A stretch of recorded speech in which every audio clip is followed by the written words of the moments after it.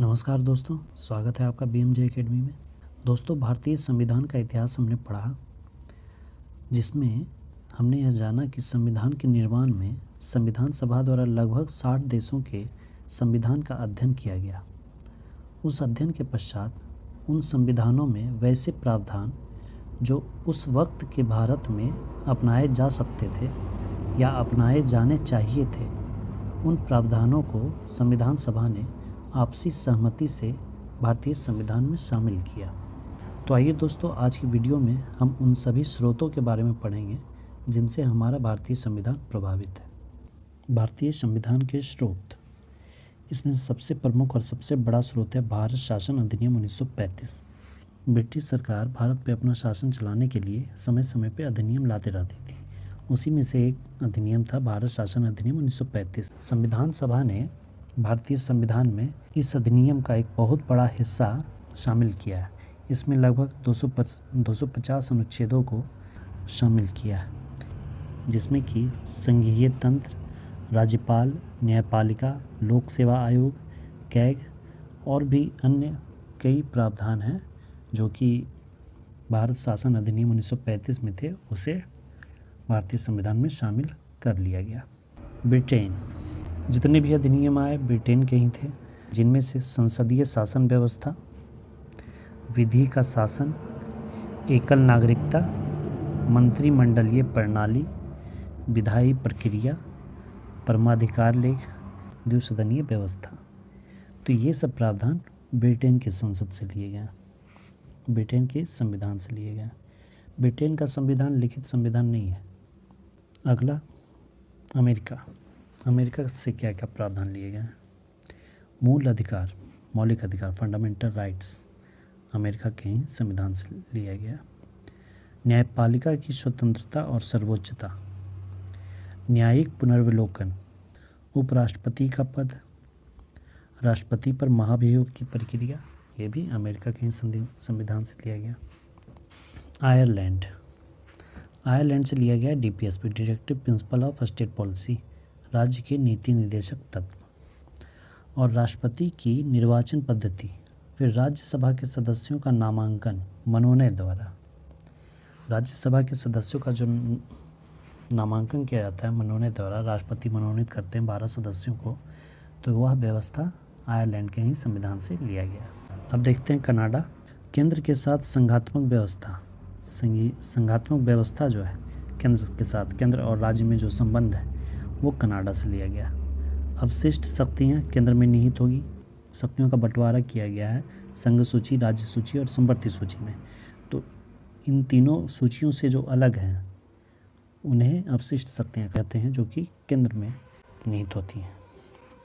केंद्र द्वारा राज्यों के लिए राज्यपाल की नियुक्ति, राज्यों के लिए राज्यपाल की नियुक्ति होगी और वो नियुक्ति केंद्र द्वारा होगी। इसका प्रावधान भी कनाडा से लिया गया है।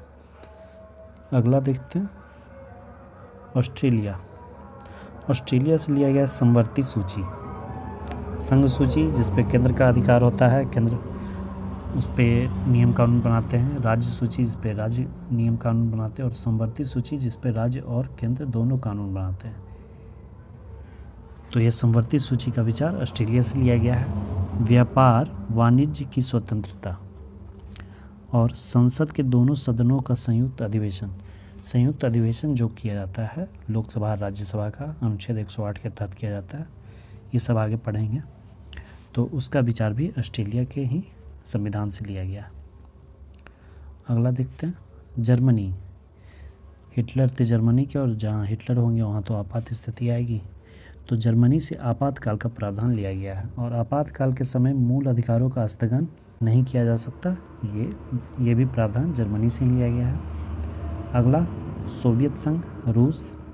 सोवियत संघ से मूल कर्तव्य और प्रस्तावना में सामाजिक, आर्थिक और राजनीतिक न्याय का जो आदर्श है वो लिया गया है।